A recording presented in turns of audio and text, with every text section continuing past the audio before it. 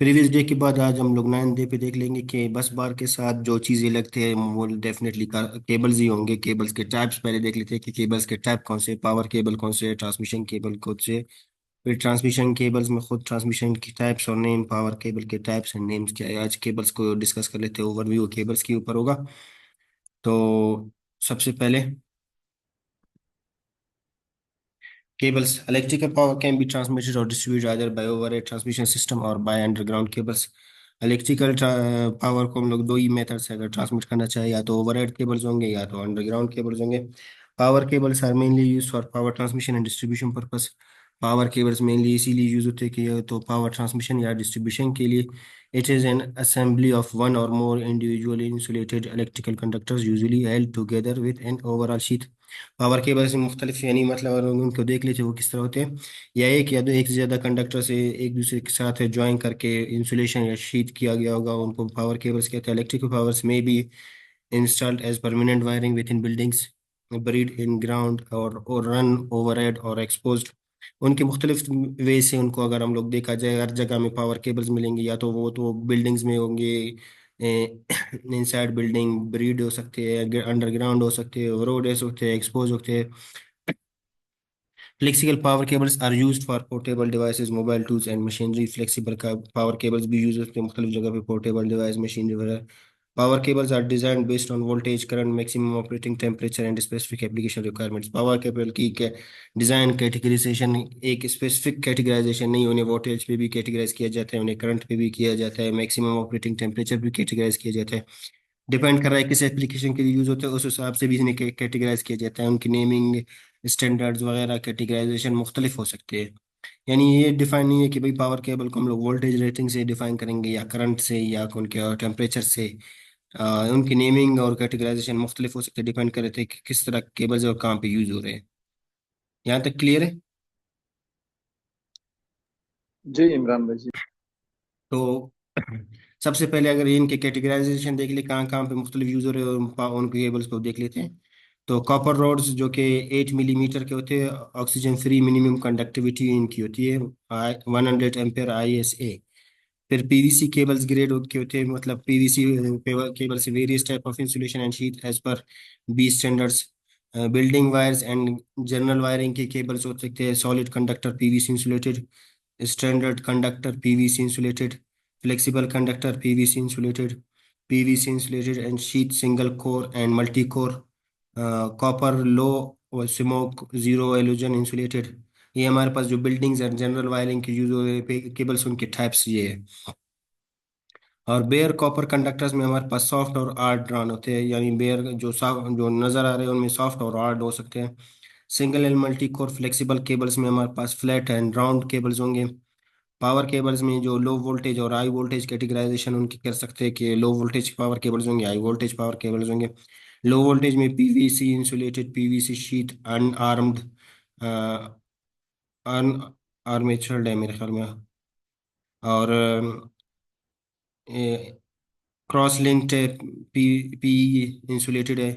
Anti termite है, cross linked है, insulated. Writing थोड़ा सा मिस हो गया है, लेकिन ये सिर्फ कैटेगराइजेशन में बता रहा हूँ। लो स्मोक को जीरो एलुजन है। हाई वोल्टेज में 6 kV अन आर्म्ड है, या जो भी है प्रोनाउंसिएशन खुद देख लेना। 11 kVA, 15 kVA, 6, 11, 50 लो स्मोक वगैरह ये उनके आगे केबल्स के कंट्रोल केबल्स है। पीवीसी इंसुलेटेड क्रॉस लिंक्ड है। सबमर्सिव में फिर फ्लेक्सिबल कंडक्टर पीवीसी इंसुलेटेड पर शीट है। ओवर हेड लाइंस कंडक्टर में AAC ACSR है and AACA insulated over head conductors में। इनके ओवरहेड कंडक्टर्स के टाइप थे। कोएक्सियल केबल्स के टाइप्स में देख ले, कोएक्सियल केबल्स में 5C2V, RG6, RG11। Telephone cable में से ITC2 पेयर है, ITC3 पेयर, ITC5 पेयर है। ऑटोमोबाइल्स केबल्स में flexible copper PVC insulated cables है। स्पेशल केबल्स में वेल्डिंग केबल्स है, एयर केबल्स है। इसके अलावा हमारे पास है सबमरीन केबल्स, वो अलग कैटेगराइजेशन है, वो सबमरीन के लिए यूज होगा। सबमरीन केबल्स के बाद फाइबर केबल्स है, फाइबर केबल्स की अलग कैटेगराइजेशन होगी, फाइबर केबल्स के अलग टाइप्स होंगे। इस तरह केबल्स जहाँ पे यूज हो रहे हो उस मुताबिक से केबल हम लोग डिसाइड कर रहे होते हैं कि यानी केबल से ये स्पेसिफिक नहीं है कि भाई इनकी एक स्टैंडर्ड होगी, एक पैटर्न होगा, उसको फॉलो कर लेंगे। इनके यूजेज डिपेंड कर रहा है कि कहाँ पे किस तरह यूज हो रहा है, उन केबल्स को हम लोग उसी हिसाब से कैटेगराइज कर लेते हैं। जो हमारे यूज्ड केबल है उनको देख लेते हैं कि कौन कौन से ज़्यादा यूज्ड होने वाले हैं और कौन कौन से पूछे जाने वाले हैं। तो कम्युनिकेशन केबल्स देख लेते हैं। Type of cables used, cables and wires that are used for communication or signal transmission purposes are called communication cables. Their sole purpose is to transmit information. There are three types of communication cables. बहुत ज्यादा है, हम लोग सिर्फ three types देख रहे हैं। Coaxial cables जो कि फेमस फेमस cables है। कोएक्स या coaxial cable is a type of electrical cable made from four layers forming coaxial shape, having common axis of center. The central part of coaxial cable is the conductor covered by an insulating plastic layer, which is surrounded by a metallic shield. On top, that is fourth layer of plastic insulation. यानी coaxial cables के अगर हम लोग देख ले तो उनके four layers होंगे। सबसे पहले कंडक्टर होगा, फिर प्लास्टिक इंसुलेशन है, फिर मेटलिक शीट है, फिर से क्या होगी, प्लास्टिक इंसुलेशन होगी। Coaxial cable is used for transmission of high frequency signals. This is why the metallic sheath is used for blocking noise interferences. It is commonly used for cable television signal distribution, signal transmission between antennas, transmitters, and receivers. इनका common cable usage कहाँ हो गए, यानी signal transmit, television signals को transmit करना, signal transmission antennas के दरमियान और ट्रांसमीटर और रिसीवर्स के दरमियान सिग्नल को ट्रांसमिट करना इनका काम है कोएक्सियल केबल्स का। तो कम्युनिकेशन केबल में सेकंड है डायरेक्ट बरीड केबल्स, डीबीसी ने कहा जाता है। It is a type of cable used for communication and power transmission. It is specially designed to be buried directly underground with the need of extra insulation. Uh, Sheathing or piping, it is made of bundles of fiber optical cables with a thick metal core of stiffness. It has multiple layers of protection such as plastic insulation layers, waterproof layers, as well as shock absorbing gel etc. to protect it from heat, moisture and underground cables. यानी direct buried cables, यानी अपने नाम से ही जाना जा रहा है कि यानी अंडरग्राउंड केबल यूज किया जाता है एज अ, मतलब किसके लिए, कम्युनिकेशन पर्पस के लिए। ये मोस्टली फाइबर ऑप्टिकल केबल्स होते हैं, मेटल कोर, जिनमें क्या होगा, मेटल कोर ज्यादा थिक होगा। इनका मेन डेफिनेशन यही है, मतलब डायरेक्ट बरीड केबल्स का। ट्विस्टेड पेयर केबल्स, ये this type of communication cable is made of two insulated wires twisted together to form a twisted pair.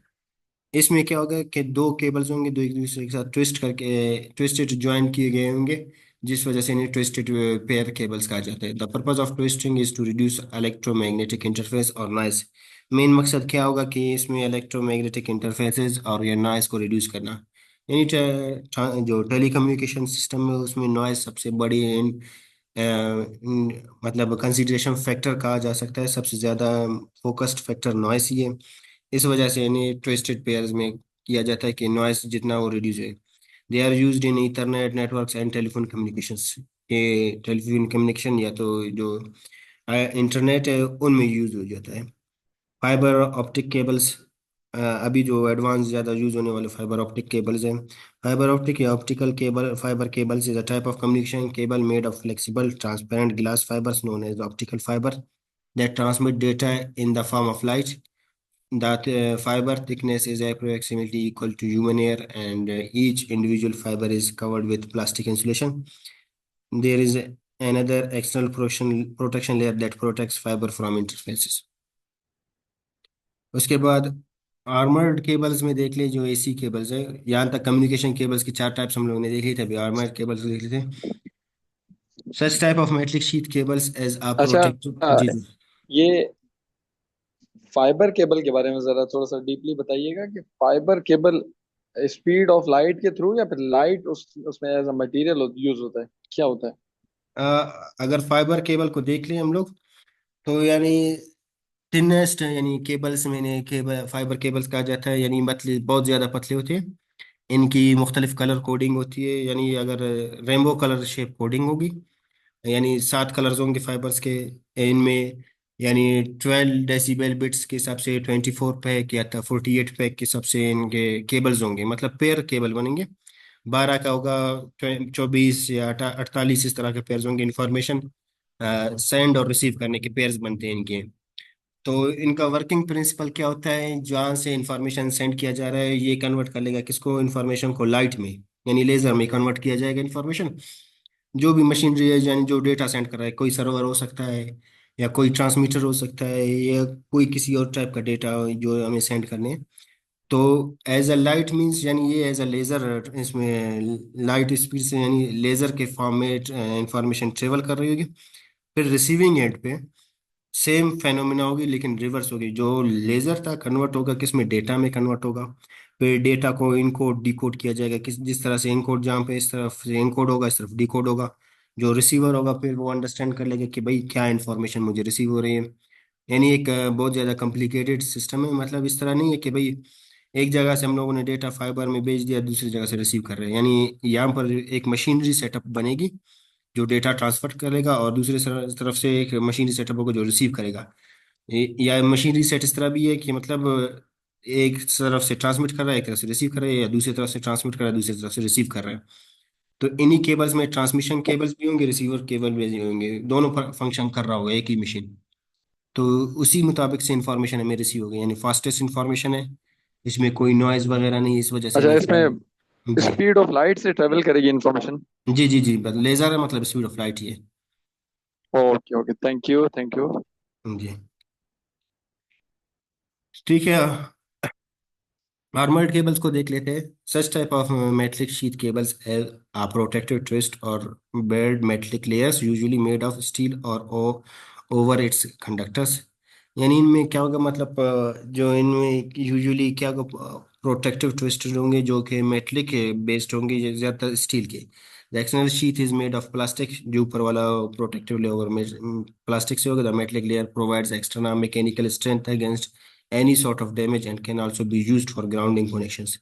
जो हम लोगों ने इसमें मेटलिक प्रोटेक्टिव लेयर बनाया है वो क्या होगा, यूज होगा मैकेनिकल स्ट्रेंथ देने के लिए और आल्सो ग्राउंडिंग के लिए। thus they are not used in damped or wet location as well as underground। the armored layer can be wire beared steel wire or steel tape, कोई भी हो सकता है इनमें से। the steel wire armored SWA cable is most common type of armored cables used for power transmission। तो इनके देख लेते हैं कौन कौन से the main part of the cable, कौन कौन से कंडक्टर है, इंसुलेटर है, शील्ड है या शीट है, प्रोटेक्टिव कवरिंग है। सबसे पहले कंडक्टर आएगा, कंडक्टर के ऊपर इंसुलेशन इनर शीट, फिर आर्मर है, फिर पीवीसी आउटर लेयर है। इमेज से ये मेंशन चीजें यानी जो पावर केबल्स के उसके देख लेते हैं। तो सबसे पहले कंडक्टर देख लेते हैं। Conductor the only power carrying path in power cables। Conductor are of different material, mainly in cable industry we use copper and aluminium conductors for power cables. Insulation उसके बाद है। जो मेन चीज़ें हैं मैंने वो, केबल्स बहुत लंबा टॉपिक है, मेन चीज़ें मैं कवर करने की कोशिश कर रहा हूँ। The insulation provided on each conductor of cable by mainly PVC polyvinyl chloride या XLPC क्रॉस लिंक पॉलीथीन है। रबर, जैसे कि वेरियस टाइप ऑफ रबर्स होते हैं, उनके मुख्तलिफ कैटेगरीज के रबर्स हो सकते हैं। The insulation material based on operating temperature.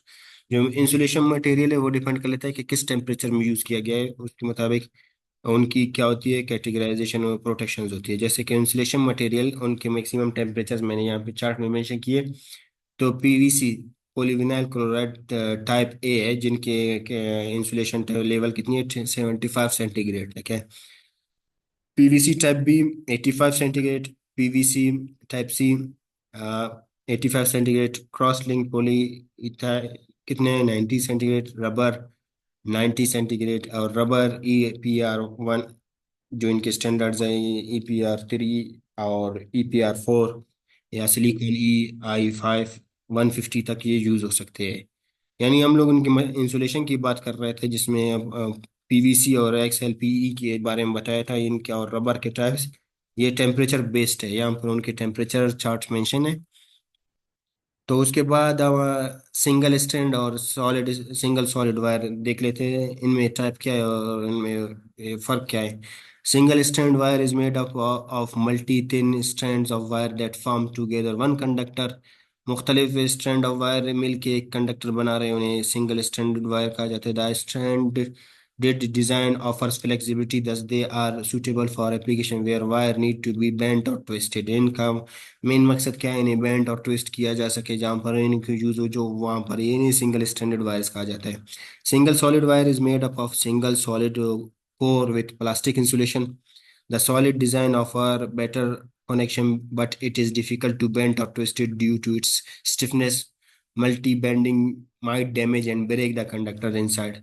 यहाँ पर एक ही कंडक्टर होगा जिनका जिनका बेटर कनेक्शन का मेन मकसद इनका यही होगा कि बेटर कनेक्टिविटी प्रोवाइड कर ले, लेकिन में एक प्रॉब्लम ये होगी कि ये बेंड और ट्विस्ट नहीं हो सकेंगे.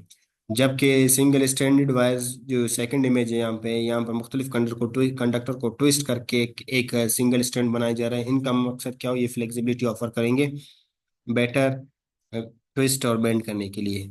ओवरहेड पावर लाइंस को देख लेते हैं. Overhead power lines, the overhead lines are conductor suspended from electrical tower or pole to transmit power over long distances. यानी इनका मेन क्या होगा, इस इंफ्रास्ट्रक्चर ये होगा कि ये पोल या किसी भी टावर से सस्पेंड किए जाएंगे.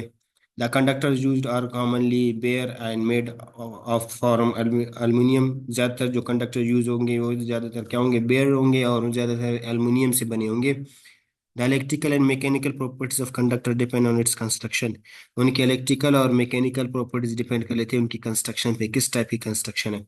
इमेज में देख ले, यहाँ पर हमारे पास क्या है, एल्युमिनियम कंडक्टर्स मुख्तलिफ लेयर्स है, उसके साथ गैल्वेनाइज्ड आई कार्बन स्टील ज़्यादातर मोस्टली कॉमन यूज होने वाले टाइप है. तो एक इमेज यहाँ पर मेंशन है. तो इनके टाइप्स देख लेते हैं जो हमारे पास ट्रांसमिशन में इस वजह से इनको ज़्यादा फोकस में लाया गया है. तो देख लेते हैं AAC, all aluminium conductors. All aluminium conductors को देख ले तो all aluminium conductors as its name implies that electrical conductivity is poorly made of aluminium. यानी इसका नेम जैसे ही बता रहा है ना कि ये मोस्टली क्या होगा, एल्युमिनियम होगा. It can be seen as a standard set of conductors set one above other. इन्हें इस तरह देखा जा सकता है, स्टैंड सेट ऑफ कंडक्टर्स एक दूसरे के ऊपर लेआउट किए गए होंगे. Aluminium is very good conductor for electricity, and due to such a large amount of conductor material, AEC has the best conductivity of all. Aluminium good conductor है और large amount of की वजह से, मतलब conductors की availability इनकी वजह से कंडक्टिविटी के लिए बेस्ट होते हैं. और इसके अलावा it is highly corrosion resistant और इसमें रस्टिंग वगैरह भी नहीं होती. But because of such large presence of aluminum, its weight increases as compared to its medium strength, and they start to bend. अगर इनको ज़्यादातर यूज़ करेंगे यानी जंक साइज में यूज़ करेंगे तो इनका वेट इंक्रीज होगा और इनकी मैकेनिकल स्ट्रेंथ कम हो जाएगी, जिसकी वजह से ये बेंड आउट हो जाएंगे. That's why these type of conductors are used for shorter distances and where the grid tower are nearby. ऐसे कंडक्टर्स उस जहाँ यूज होंगे जहाँ पर डिस्टेंस कम होगा या तो ग्रिड टावर ग्रिड्स एक दूसरे के नज़दीक होंगे. Because though it will run for a short distance, it will provide an excellent current transfer. Short distance में बहुत ही ज़्यादा एक्सीलेंट करंट ट्रांसफर अवेलेबिलिटी है इनकी. इमेज सॉरी मैं बताना भूल गया. यहाँ पर ये इमेज देख लीजिए, मतलब टोटली एल्युमिनियम कंडक्टर्स है. तो 7 वायर्स में होंगे 1+6, 1 इन सेंटर में होगा, 6 सराउंडेड होंगे. और 19 वायर्स में 1+6+12 का सेट होगा. फर्स्ट होगा 1 surrounded by 6, then 6 is surrounded by 12. 37 wires यानी किस तरह, 1+6+12+18, 1 surrounded by 6 surrounded by 12 surrounded by 18. फिर 61 वायर्स होंगे 1+6+12+18+24. यानी इसके सेट्स देख लें, मतलब किस तरह बनेंगे एक दूसरे को ऊपर लेआउट करते हुए. यहाँ पर 1 है, फिर 6 है, फिर 12 है, फिर 18 है, फिर 24 है. इस तरह एक दूसरे के ऊपर सेट किए जाएंगे एक दूसरे के ऊपर, यानी ये कंपैक्ट साइज में एक दूसरे के ऊपर लेआउट किए गए होंगे. नेक्स्ट टाइप है ACSR, all aluminium conductor steel reinforced. The ACSR aluminum conductor steel reinforced is the most used conductor. सबसे ज्यादा यूज होने वाला कंडक्टर यही है. ACSR comprises aluminum stranded coils which are mounted on a central core of galvanized steel. यानी ये क्या होंगे, सेंटर में अभी एल्युमिनियम की जगह स्टील यूज होगा, गैल्वेनाइज्ड स्टील, जिस जो के बेस्ड होगा किसके साथ, zinc coated and aluminium coated होगा. As steel is thinner than aluminum, it provides very high corrosion resistance, high mechanical strength, and less bending. Thus, happens due to a perfect weight mixture. Steel के properties की वजह से इसको क्या किया जाता है, मैकेनिकल स्ट्रेंथ और लेस बेंडिंग की वजह से एज ए सेंटर में मिक्स किया जाता है एल्युमिनियम के साथ। The steel strands are added as mechanical reinforcement, thus conductor 2 has very good conductivity. Due to all these properties, it is highly used in transmission and distribution grids at shorter or longer distances. सारे properties की वजह से इसको transmission and distribution grids में use किया जाता है, चाहे शॉर्टर या लॉन्गर डिस्टेंसेस में। तो वही सेम पैटर्न वही फॉलो किया जाता है। 1+6 सेंटर में स्टील होगा, 6 सराउंड बाय एल्यूमिनियम। 6 और 7 इसको कहा जाता है, जिसमें ये होगा 1+5, 1+6 30 सेट, जिसमें ये होगा 12+18+7+1+6, इस तरह का ये सेट था। और 54 में 12+18+24, फिर 1+7, और इस तरह 54+19, मुख्तलिफ इनके क्या होंगे, सेट्स बनेंगे जिसमें सेंटर में स्टील यूज होगा। ACAR अल्मीनियम कंडक्टर अलाय रिंफोर्स्ड, यानी इसमें क्या होगा, अल्मीनियम कंडक्टर है लेकिन अलाय यहाँ पर मिक्स किया गया होगा अल्मीनियम को मिक्सचर में, मतलब एक अलाय बनाया गया होगा अल्मीनियम का, प्योर अल्मीनियम नहीं होगा। The ACAR aluminium conductor alloy reinforced is a lower version of ASCR, यानी उससे थोड़ा सा लोअर वर्जन का है। They to have aluminium standard coils in aluminium, but instead of central steel core it as central alloy of core. वहां पर steel core use हो रहा था सेंटर में, यहाँ पर एक अलाय मिक्सचर यूज हो रहा है जो कि मैग्नीशियम और सिलिकॉन का मिक्सचर होगा। ACAR properties are less attractive than ASCR due to use of alloy, but it is use more than AAC and AAAC, यानी ये उनसे ज्यादा यूज होता है, लेकिन इसमें क्या होगा, ASCR से कम यूज होगा, इसमें अलॉय यूज किया जा रहा है। यहाँ तो ये समझ में आ गया ना कौन कौन से टाइप थे। AAC था ऑल जी एल्यूमिनियम जी। कंडक्टर्स, AAAC ऑल एल्यूमिनियम अलाय कंडक्टर्स, और ACSR all aluminium conductor steel reinforced, और ACAR एल्यूमिनियम कंडक्टर अलाय रीइंफोर्स्ड। तो अभी इनके टाइप्स देख लेते हैं। तो सब, जी इमरान, यहाँ पर एक क्वेश्चन है। जी जी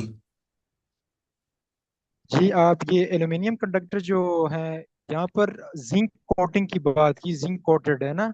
जी जी। तो ये तो मोस्ट एक्सपेंसिव हो जाता है ना अगर हम एल्यूमिनियम कंडक्टर, तो अगर आप जिंक कोटेड करेंगे तो आपकी कंडक्टर तो मोस्टली कॉस्टेड हो जाएगा।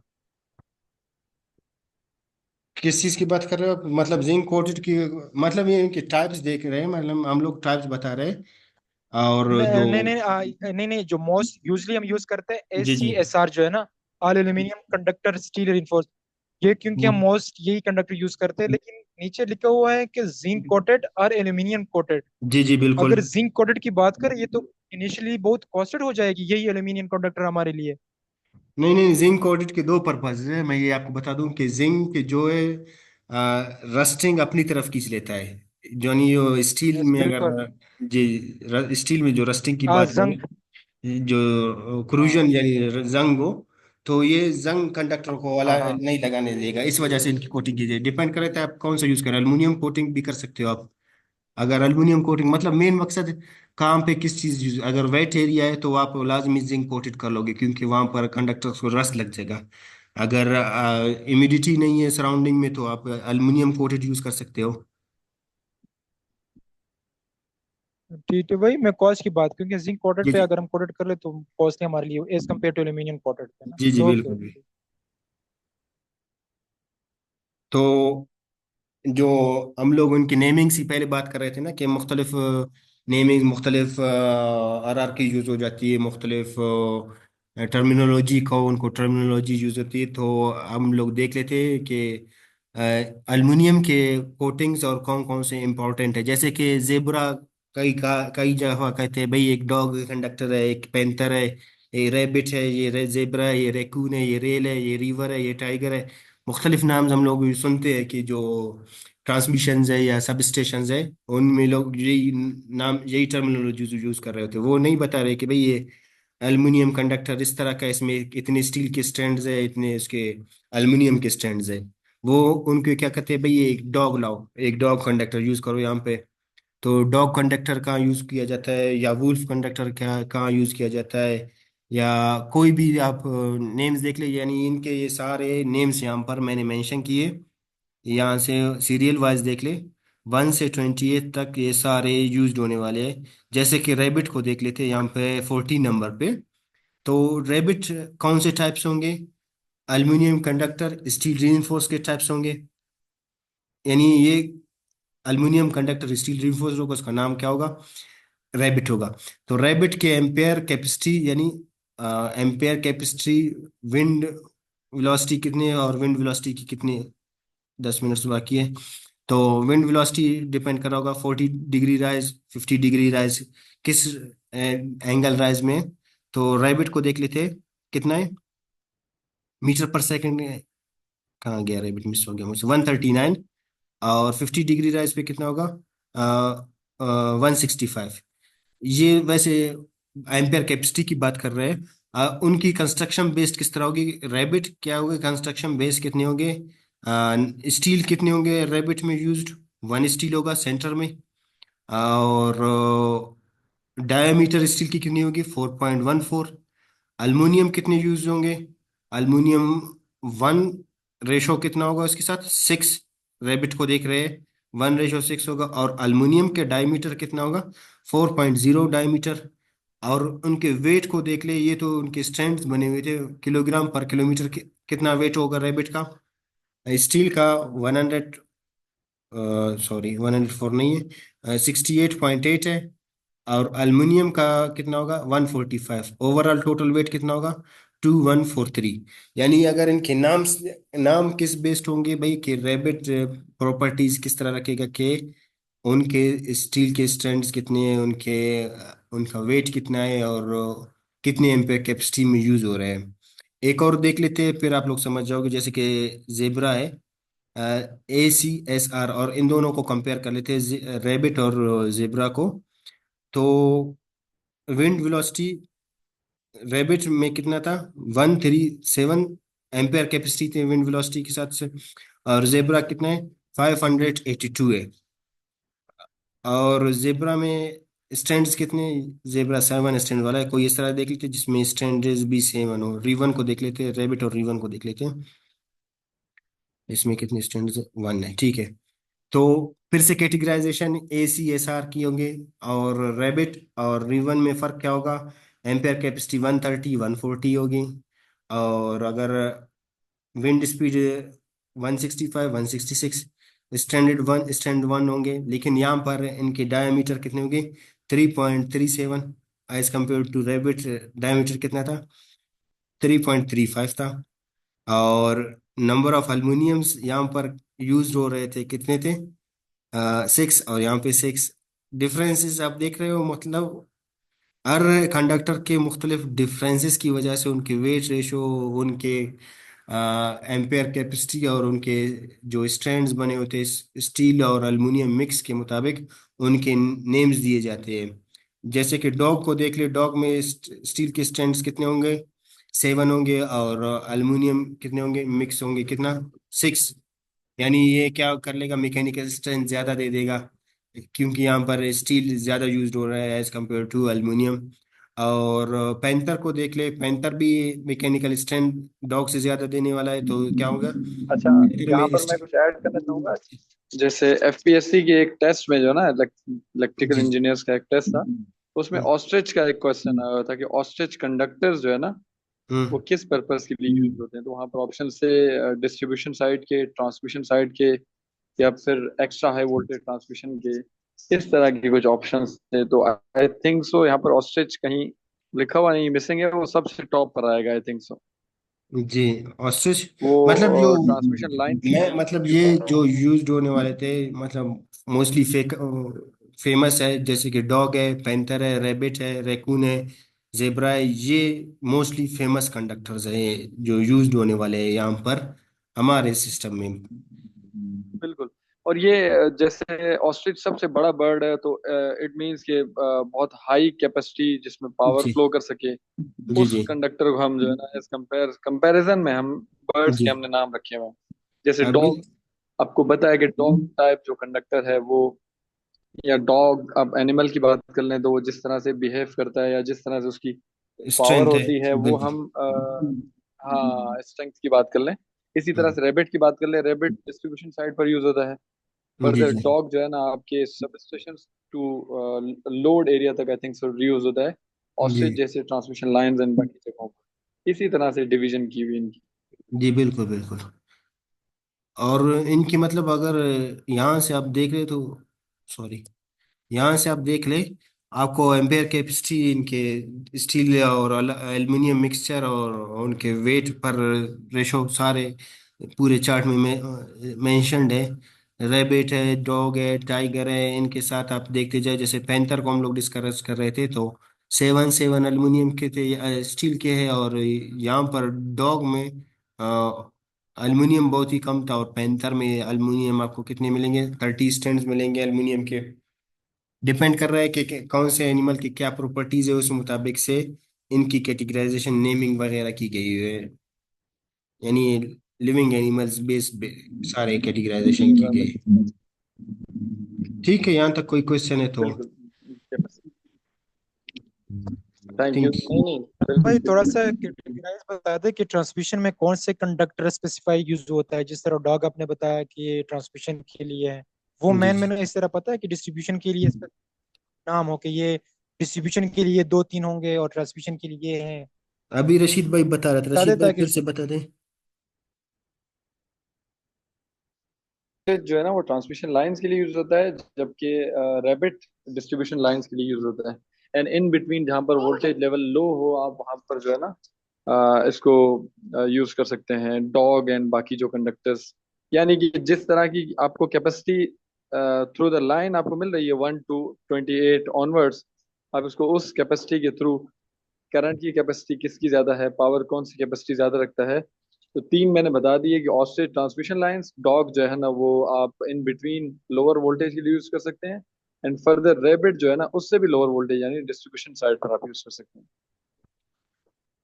और इसके अलावा आप कोई भी यूज कर सकते हैं, डिपेंड कर रहा है कि मतलब कि इनकी साइज और स्टैंडर्ड्स कितने हैं। सपोज अगर एक स्टील है, 6 एल्युमिनियम है, यानी इतनी इसकी कैपेसिटी, हैंडलिंग कैपेसिटी नहीं है, तो ये डिस्ट्रीब्यूशन साइड पे यूज होगा। और अगर इस तरह 7 स्टैंडर्ड एल्युमिनियम स्टील के और 26 एल्युमिनियम के, तो यानी ये ज़्यादा हाई वोल्टेजेस पे यूज होगा। जितनी ज़्यादा उसकी स्टैंडर्ड्स और एल्युमिनियम और स्टील की स्टैंडर्ड ज़्यादा होंगे, उतनी इसकी बेयरिंग कैपेसिटी ज़्यादा होती जाएगी। बिल्कुल ऐसा ही है, ऐसा ही मैंने मैंने एक क्वेश्चन था रिलेटेड ACSR का, आई थिंक होंडा में थी। जी सिक्स जी। बाई फाइव के इसमें 6 एल्यूमिनियम कंडक्टर, पांच जो है ना स्टील उसका थोड़ा सा बता दे कंसेप्ट उस MCQs का। मतलब किस तरह, मैं समझा नहीं। यानी फॉर अच्छा एग्जांपल वो एल्यूमिनियम। नंबर ऑफ लेयर्स की बात कर रहे हैं कि कितनी स्टील की लेयर्स होंगी और कितनी कंडक्टर की लेयर्स होंगी, स्टैंडर्ड कंडक्टर की बात कर रहे हैं ना, वो हमने कॉम्बिनेशन पीछे पढ़ लिया था, वो ACSR में आपने पढ़ाया था। जी जी। इसकी बात यानी कर रहे हैं यहाँ आप? पर मेरे ख्याल में होती है और स्टील की हाँ। जी जी, इसमें बता। वो रशीद भाई अगर आपको याद है वो 6/5 एल्यूमिनियम, फिर उसमें बताया कि 6 जो है ना वो एल्यूमिनियम है, जो नीचे फ्रैक्शन की 5 बता रहा है वो स्टील रिइंफोर्स्ड की बात कर रहा है। एमसीक्यूज मेरे जहन में नहीं आ रहा है, रशीद भाई आपके जहन में आ रहा है कि किस तरह के एमसीक्यूज था? मुझे भी एग्जैक्ट क्वेश्चन नहीं, एग्जैक्ट क्वेश्चन मुझे भी याद नहीं, लेकिन री इन्फोर्समेंट के लिए वो बता रहे हैं, पूछ रहे हैं ये जो 6/5 का रेशो दिया हुआ था वो किस तरह से यूज कर रहे हैं, वो ये पूछना चाह रहे हैं। यानी वो इस तरह होता है ना कि वो MCQs इस तरह 7/5 है या 6/5 है, इक्वल होता है ये ACSR के लिए। True, okay. इसमें जो 6 है वो एल्यूमिनियम को शो करता है, जो नीचे फ्रैक्शन डेनोमीटर की बात कर रहा है वो हमारे पास स्टील रिइंफोर्स की बात कर रहा है, कि वो यानी 7/5 या 6/5 ना। तो वो इसी तरह डिवीजन होती है। तो इसका क्या मतलब कि जो नीचे है वो स्टील को शो कर रहा है, जो ऊपर न्यूमिनेटर है वो एल्यूमिनियम कर रहा है। तो वो किसी तरह कैटेगोरी के लिए बता रहा है मुझे। अगर ये चेंज भी हो सकता है, ये कांस्टेंट वैल्यू है ये, या वैसे चेंज भी हो सकता है टाइम के साथ। अच्छा, मतलब आप वो स्टील और एल्युमिनियम का जो मिक्सचर रेशो बता रहे कि कितने स्टैंड्स होने चाहिए, स्टैंडर्ड स्टैंड्स एल्युमिनियम के होने चाहिए, जी जी। कितने वो उसके होने चाहिए, इस बात की बात करें ना? हाँ स्टील की होना चाहिए। यार इसका एक मेरे ख्याल में स्पेसिफिक फार्मूला था कि भाई अगर 1 एल्युमिनियम है तो वो 1 स्टील है तो 6 एल्युमिनियम होंगे, फिर इस तरह अगर और इनको इमरान भाई इंक्रीज। मैं जी जी। जी बताए।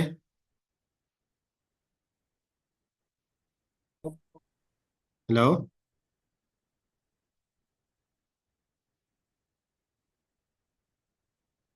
जी, ग्रुप में शेयर कर दीजिएगा। आवाज़ कट रही है आप लोगों की।